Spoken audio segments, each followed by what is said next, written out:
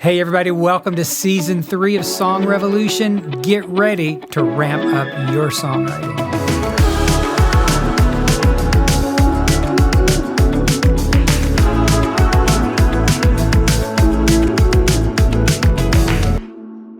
Hey everybody, John here. Welcome back for more of the Song Revolution podcast. We're always so glad you're here because you're why we do the show to begin with. Since 2017, over 200 episodes. We're now in our 10th year at Nashville Christian Songwriters, and we exist to empower you to fulfill all that God's put in your heart. I have a very special show for you today, a wonderful new guest I'll introduce in a moment, but I want to make sure that you realize, even though this is May, that you can still download the NCS 2025 Songwriting Challenge Guide. Just look in the show notes. I know it's a year-long challenge and it's May, but that's okay. You can go back and catch up on the months that you've missed, or just kind of, just get into it and put your heart into it. You're going to really benefit from adding skills and information to your songwriting. All right, everything we do is for you, so check it out. I have a great person on the show today, a wonderful human being that we've gotten to know recently, and she has actually joined our staff as project manager, working with A&R, publishing, working with all of the projects that we're up to here at NCS. And I really wanted to bring her on the show to talk about styles and genres and what she has learned from her years in the music business so far. She is a graduate of Middle Tennessee State University. We call it MTSU. They're very well known for their music business program. She comes to us through Bethel Music, yes, Bethel Music, as well as Pure Mosaic Music. And she is now the new Nashville Christian Songwriters project manager. Would you welcome to Song Revolution, Claire Bacon? Hello. Hi, Claire. Thanks for having me. You have the perfect last name. I just think, everybody loves bacon, so you're automatically lovable. That was our wedding hashtag, was everything's better with bacon. That was now, did you serve bacon at the ceremony? Or? So we had bacon-rimmed margarita glasses.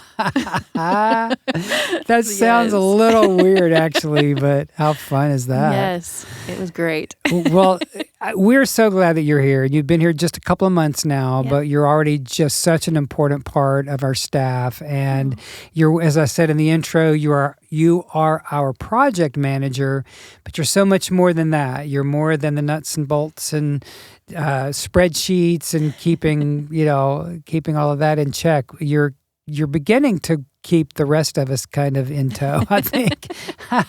We're hard to nail down, aren't we? But you have a very strong A&R and publishing background as well. But why don't we go back to the beginning to what got you into music in the first place? Holy cow. Okay, so my mom always said that I was born singing, that I never gave my lungs a break, ever.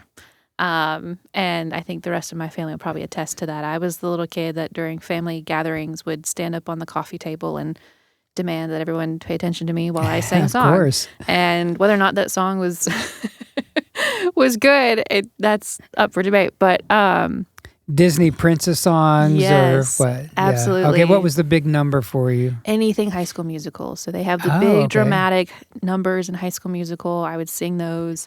I loved Aladdin. I loved, of course, Little Mermaid. And then as I got older, and Tangled came out. Tangled has become my absolute favorite Disney princess movie. Okay, wow. Even still to this day.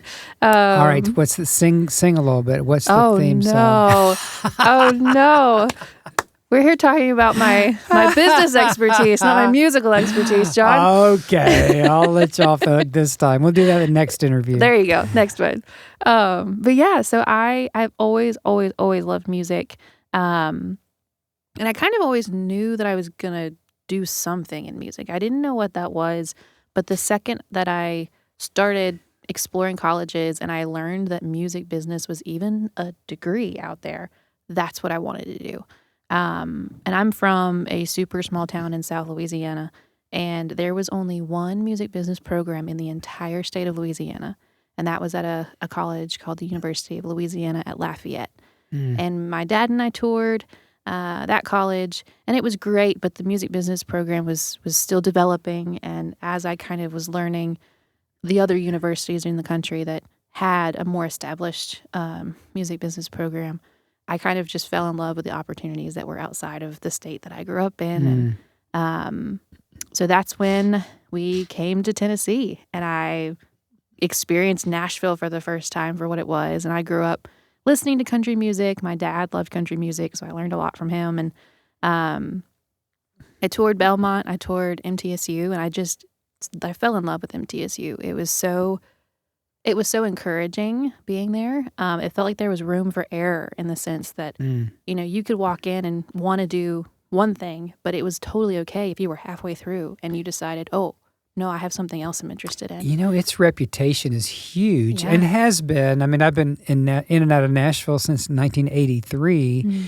And even back then, early on in the mid to late 80s, they were coming on strong and really have built this huge reputation as a music business school, not only for Christian music, really, but for every genre of music. Did you find that to be true? I mean, that it was really great? Yeah, I did. And I jumped right in, and I started out on a student-led television show called, I think it went through several names, but by the time I had graduated, it was The Wave, and but it was basically a music television show where I helped kind of scout talent within campus and brought in several different genres. I mean, we had a Latin artist, we'd have pop, we would have Christian, we'd have country artists, of all any genre that you could think of, we would have come on the show. And it was, they would play a song or two and they'd sit down with an interview. Right. And I was kind of, I guess, executive producing that kind of role. Yeah, wow. And, but yeah, I got to be a part of those things, and it was so exciting. And it gave me a really great foundation for sure. What do you think was the most meaningful about your time there? I mean, you're learning publishing. Yeah. I think you learned the nuts and bolts, like I said earlier, about publishing, but it's always different when you're doing it, right? Yeah. And you learned, I'm sure, about A&R, which, contrary to popular belief, it does not mean airports and restaurants. But maybe you could explain a little bit about what you learned and there, in those two areas. Yeah, so it's interesting because publishing, you think of it, and it's really two different things. You've got publishing administration, which is a lot of the number crunching, the royalty statements, learning how to do Excel spreadsheets, things like that. And that's really what I learned in school.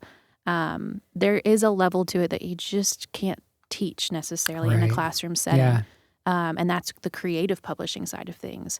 The creative publishing side of things are where you have to step in and really just get experience. You have to be able to identify why is the song really good that I'm listening to? Or, hey, the song's not clicking.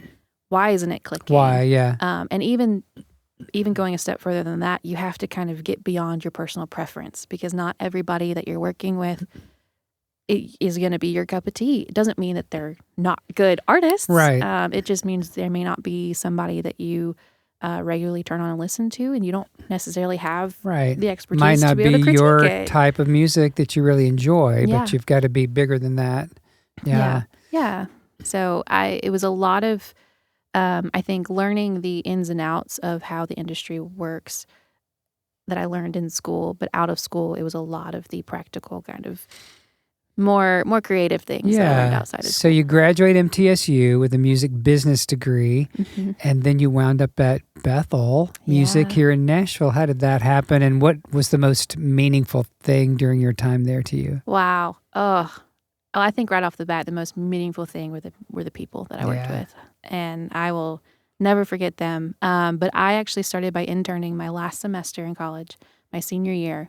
I had actually gotten saved a couple weeks before that, and I knew from that point on, worship music is what I wanted to be. Wow. I didn't realize your testimony was so tied in with that. Yeah. Really? It was. And so I knew I wanted to go into worship music, but I didn't know really what worship music was. I've heard of Christian music, and I knew Chris Tomlin's name and things like that, but I didn't really listen to it.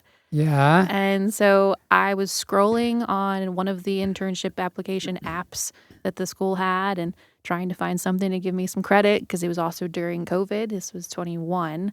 So I was trying to figure all that out, and up popped an application for a Bethel Music internship in creative publishing. Oh, wow. Okay, well, I'm sorry. I just can't let us go on without hearing a little more about this testimony. I mean, did you not grow up in a Christian home, or what was your experience there, and how did you come to know Christ 3 weeks before you get an internship at Bethel? How does that happen for anybody? There's a bunch of saved people that would have wanted that. So, well, I grew up Catholic. My parents were very... we're very good about raising us in the church, and I went to a Catholic church for a period of time, and into a Catholic school, and we're not saying Catholic people aren't saved. Correct.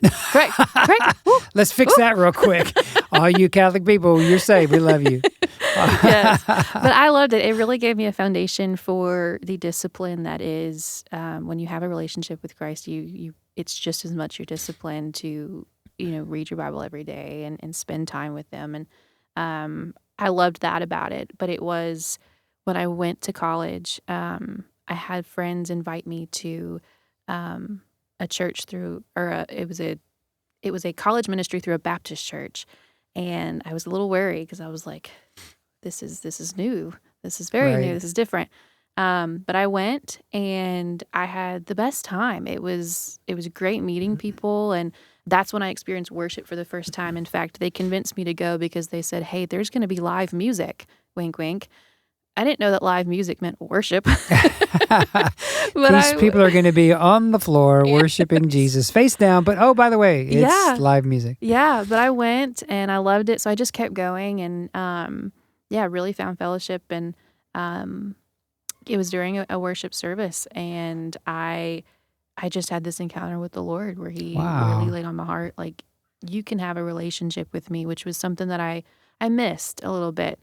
And it was more than just a relationship as in, I know you're there and you're good, but it was like, no, you can have a relationship with me. I am your Father. I'm here to comfort you. And I want to know you, Claire. I want to know you. Wow. So kind of very personal for the first time in your life. Yeah, exactly. So that was just kind of when I fell on my knees and gave my life to Christ. And I got baptized shortly after that. And 3 weeks later. By the way, 3 weeks later, I'm at Bethel Global Ministry. But I didn't know. I really didn't know the extent that Bethel had, or the extent of the presence that Bethel had in the music industry. I mean, I knew some of their songs that I had just listened to in the past 3 weeks, and so I knew of them. But it was really, it was brand new to me, but I started and I loved it. It was right in the area that I wanted to pursue. Awesome. And it's like the Lord was winking at me a little bit. Already. He's like, let me show you, little girl, what I'm going to do. So we had Adrian Thompson on recently, of Bethel, head of A&R at Bethel. So were you interning with Adrian or with someone else? So I actually started my internship before Adrian came on board. Not to brag. Sorry, Adrian. Predate Adrian. Pulling rank. Yes. But I interned under Robbie Busick and Erica Boutwell and John Paul Gentili. The office back then was just those three people. And so I interned with them. I really learned kind of how to critique a song, what it meant to critique a song. And I started developing relationships with people from that point. And wrapped up my internship and they offered me a job. So I stuck with it. And that's when Adrian came. He came kind of in that in between of me interning and then me starting working. But yeah. Wow. Well, that's so exciting. And so you were able to serve there with Adrian and the gang. Yep. And when that ended, you wound up at another music company called Pure Mosaic Music. And were you doing the same kind of A&R publishing function, or what were you doing there? No. So my at Bethel, I was not doing any A&R. I was the closest I got to A&R was being Adrian's assistant for a little bit. So I got to kind of be a fly on the wall in some of those conversations and kind of see a little bit about what he did, but I never had any practice doing it.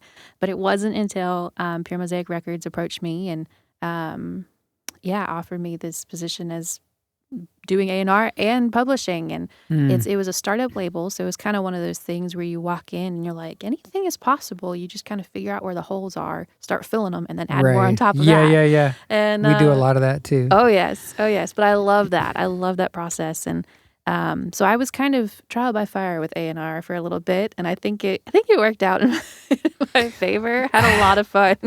Well, what was the worst thing that ever happened with your A&R? Because you're there, you're learning, it's OJT, you're trying to figure it out. Had not really had that responsibility before. Yeah. So, what was the first big plane crash you had with all that? Learning how to have hard conversations. And that was something that thankfully Adrian was able to walk with me through. I definitely called him, and it was a situation where an artist wanted to release a song, but there were certain lyrics in it that we were unsure would really play in the favor of the song. We didn't want certain things coming out that would harm the artist in any way and hinder their ability to promote the song and the song's ability to perform well. And I didn't know how to articulate that. And I didn't want the artist thinking I'm sitting here saying, this is just a really bad song. Because it wasn't. It was a great song. But I had to have that tough conversation of, so I remember calling Adrian being like, I don't know how to say this gracefully and in a way that's not going to offend. But he gave me the best advice. And he said, you just have to be honest, and they're going to see your heart. They're going to know where you're coming from. You need to fully explain the situation. And let them know where you're coming from and assure them that you're not trying to box them in. You're not trying to pigeonhole them. But, make sure that you're being honest, and that's going to come through no matter what. And so just go back to the relationship. Yeah. It really comes back down to that. And trust. If you have that trust with the artist, they'll at least hear you out, right? Yeah, even if they absolutely. disagree.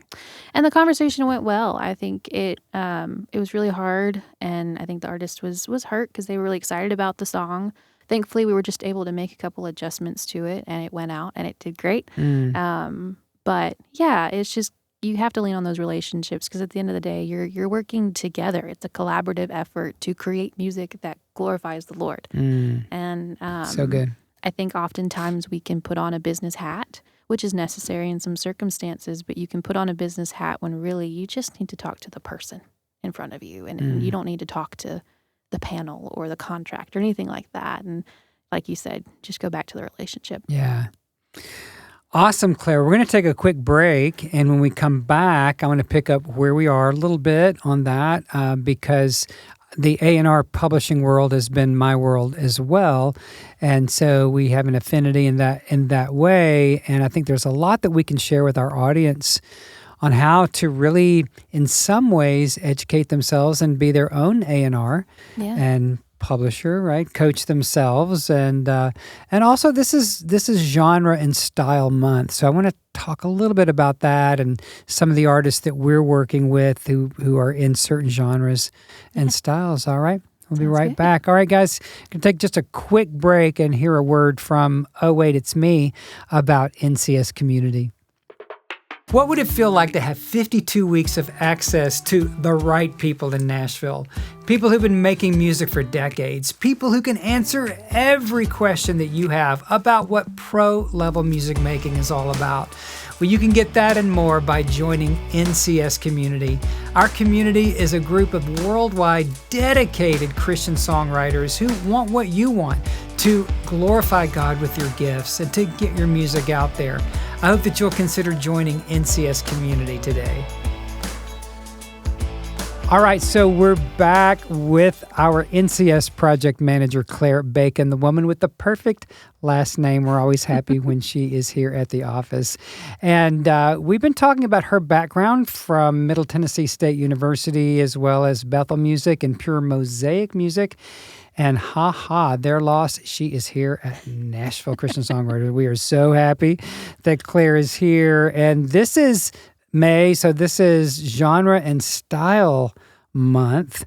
And as you, back to Claire, back to your world here in NCS, we're working with a lot of different kinds of artists here, from folky, bluegrass to more CCM pop kind of stuff, a little Dua Lipa with Anya Lee and some fun things with her. So what do you feel in your life has prepared you to work with an eclectic blend of artists? Oh, man. Just about every music industry experience that I've had. Yeah, okay, good answer, good answer. Even going back to college, I was talking about the television show I was on. There were so many different types of music that was represented in that, and seeing how passionate every single person was about what type of music they were doing and the reason why they were doing that type of music. It got me excited. And then switching over to Bethel, even within, Bethel music, while the collective itself has a very cohesive sound, a lot of the artists are so different in their own individual styles. And hearing their artist projects come to life, and it's just been great. And then jumping over to Pure Mosaic, which I think had the most kind of diverse catalog that I had worked with, was amazing. We had a rapper, we had a very kind of Americana style singer-songwriter. We had straight worship. We had commercial worship. So it was just a lot of different. Everything, yeah. And it was really, really cool to walk with each of those artists and kind of discover new things about genres that maybe I didn't turn on to listen to all the time, but I found things that I liked about them, and that got me excited about them. And That's so cool. I had the privilege of growing up in a very musical home. My parents were bluegrass folk musicians. My dad played in a pre-Civil War music band and played all kinds of instruments. My mom played harmonica and keyboards, and they were really, really very good amateur musicians. And my dad was an audiophile. He just loved music. And so we listened. I heard everything from Flat and Scruggs to Mahler in my home. And my growing up years were people like Janis Joplin and Jimi Hendrix, Emerson, Lake and Palmer, Jethro Tull, Johnny and Edgar Winter, B.B. King. I grew up in Memphis, so B.B. King was huge. And so I was into everything, all kinds of music.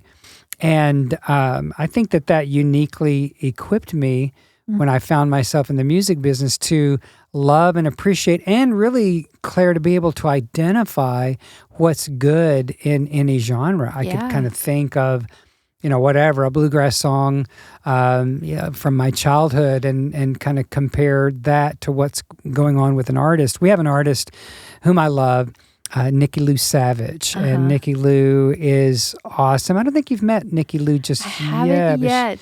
She's going to come on the show because I really love her. She's like a sister to me now. And she came to us probably 4 years ago, maybe 5 years ago, when we were still having what we called our weekend intensives. And she came to one. She had never written a song. She had written poetry, and somehow in her poetry, she realized that she was beginning to write lyrically. So she found us, she came to one of our intensives, and then she decided she wanted to work with me in a one-on-one program. Worked with her, for a couple of years, and she was writing some good stuff. Nikki, if you hear this, I love you, honey. But it wasn't like breaking through, right? Sure. It was good. Nikki had been an international model. She had been a massage therapist. She had done a lot of different things. But for about the past 11, 12 years, she had been a full-time caretaker for her parents who were elderly and aging. And then a couple of years ago, we'd kind of lost a little bit of touch, but her parents died within 6 weeks of each other. Oh, my goodness. And then I started getting these songs from Nikki that were like over the top, amazing, folky, bluegrass, Americana songs. And it was like, okay, who are you and what have you done with Nikki? I mean, this is amazing stuff. And it was like world class. And I was like, Nikki, man, she wasn't a polished singer. She wasn't an upfront singer. And I said, you have got to either get these recorded or let me make demos or something, because this is Alison Krauss. This is stuff that you would hear in that world. Yeah. And she wanted to do it. And she wound up doing her first record called A Million Tears. Not A Million Tears, just Million Tears. And it is a beautiful record. And she was one of our first NCS Collective artists. We hired a wonderful producer named Gordon Moat, who has actually traveled with Alison Krauss for many years, travels with the Gaithers. He's an incredible artist, blind from birth. incredible musician, voted Music Row Musician of the Year many times, and he produced Nikki's record, and it's stunning. Wow. And it's straight up. It's not ding ding ding diddle diddle diddle diddle ding. It's not that kind of bluegrass. It's more folky kind of bluegrass, but it is the sweetest record. And then on the other side of the roster, we have a woman named Anya Lee, who is African American, does a little bit of a gospel, a little. We wrote a song, Kobe James and I wrote a song with her called Back Again that we kind of styled it a little after Dua Lipa, just a little bit. And it's so fun. Inspired by. Just a little bit. So just really the other side of the world, from where Nikki is. And yet our collective that we're putting together is eclectic and is just a great home for genres of all genres and styles. What do you think is the difference between a genre and a style? Is there any difference? It depends on the day and the person and the minute and the hour that you were talking about. Let's see. Is that sky blue? Is that aqua? What is that? Well, I mean, I truly believe that you don't need to sing music that is typically sung on a Sunday morning in church for it to be worship and for it to be worshipful. It doesn't matter if you're singing something in the style of Dua Lipa or if you're singing heartbreaking storytelling folk music. It's as long as it's feeding your soul and as long as it's glorifying to the Lord and helping other people, I think it's a beautiful thing, no matter the genre or the style, whether or not those are the same word. Maybe we'll find out by the end of the episode. But it's so cool to see all the different styles represented and continuing to be represented. I think even within worship, you think of worship as the genre, maybe, and then you've got, you have like modern hymnody. Yeah. That would be a style, wouldn't you think, within that genre? Like the Gettys do modern hymns. Yeah. You think of modern worship, like Phil Wickham or, people like that. And then you have, Mav City, you've got Elevation, Bethel, Hillsong. Yeah. Would you think those would be styles within the overarching genre? Yeah, I could see that. I think that genres are the boxes that we kind of have to put ourselves in to be marketable. And then I think style within that, it can be so different. And that gives you room to play within that. Yeah. Not saying that you have to put yourself in a box by any means. I know artists absolutely hate that. So I'm not saying that at all. Well, I don't want to be put in a box either. Sure. And this month I have a boy band single called White Flag that I did. And most people know me as like the OG legacy 90s, kind of sweet Don Moen kind of worship. Love Don. Don, if you're listening, love you, bro. But we kind of got tagged in that genre and style and era, really. Yeah. And I'm trying to be surprising and kind of push the boundaries there because I don't want to be confined. Sure. You shouldn't have to be. And I mean, you also released Hold On with Phoebe Scott. Yeah. That's an awesome, fun song. Thank you. But I don't think you have to be confined at all. Now, there are practical things, and this is also what I stress to artists too. Whenever you go to distribute your song, you can't really pitch a country song to a hip-hop playlist and expect it to do well. So there are circumstances that I think that you do need to kind of draw the lines to make sure that your song has the best chances of success. But that does not mean you have to sing the same kind of music over and over and over and over again. I think you just brought a great distinction, though. If you're trying to play in a certain lane, you can't do something that's really avant-garde and weird, or nobody's going to really appreciate it and play it. Case in point, and gosh, God forbid that I cast aspersions on Beyonce, but she did a country record right around the corner from where our new offices and studio are. Yeah. And I've listened to it, and I don't know. Have you listened to the Beyonce I have. country? What do you? That's kind of like a real pop R&B diva kind of a person crossing genres. Yeah. What do you think about that? You're trying to get me in trouble, aren't you?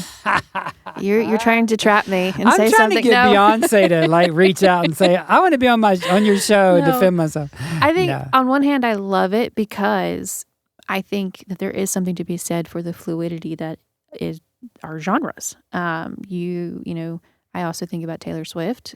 Started in country music. I was one of her big fans, and she was releasing Our Song and Teardrops on My Guitar, and then she changed into pop.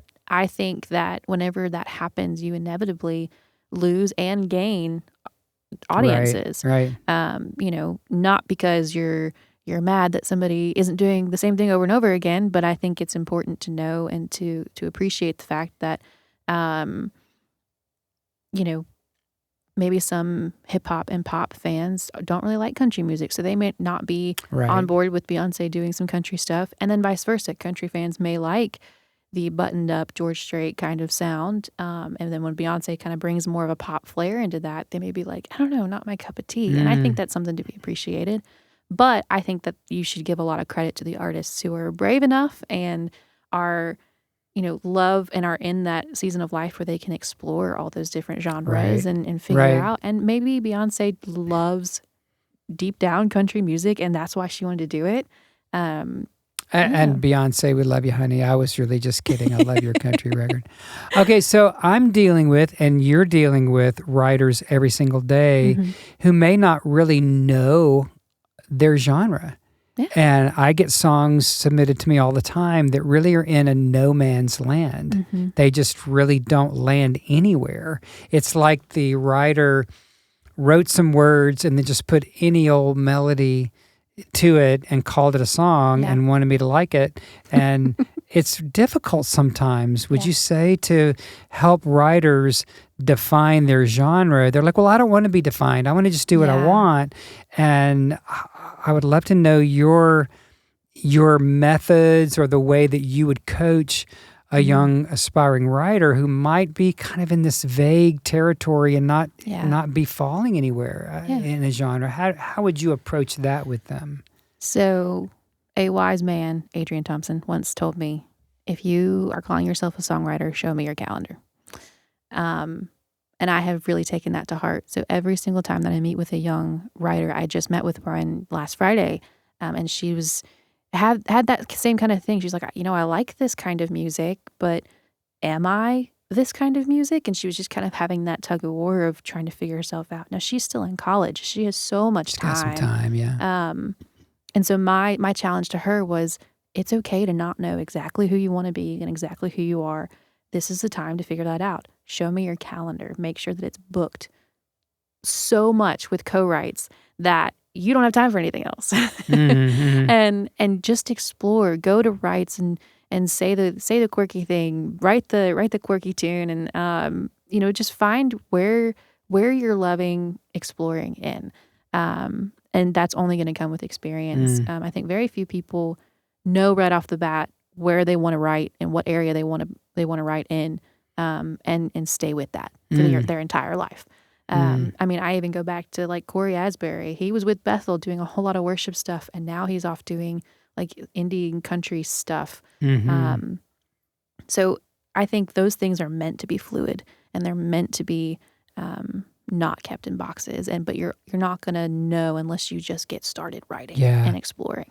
I think that's so good. I think the only thing that I would add is that a lot of times I find that writers don't understand the form in a particular genre, right? I mean, if it's a modern worship song, you've got some fluidity, like Graves into Gardens. You know, that song has 3 or 4 different hooks going off in it, right? Yes. It's not just one, there's a bunch. Or if it's a country song, you think of Blake Shelton songs or Luke Bryan songs or those type of songs that are so popular.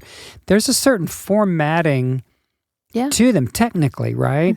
And so I find that a lot of writers are a bit lazy in that they don't educate themselves on the format of a song. And I recommend that you study the genre you want to be in. Like if there's a certain artist that you love, just go to Spotify, go wherever you stream music, and just instead of just listening and tapping your toes, listen and ask yourself, where's the hook? Yeah. How many times did they use it? Is it at the beginning of the chorus, at the end? Is it in the middle? Did they not use it? Is it at the end of the verse? What makes me love this song? Mm-hmm. And to actually sit down and use your brain a little bit to educate yourself on And that's genre. what we have to do as publishers too. That's our job.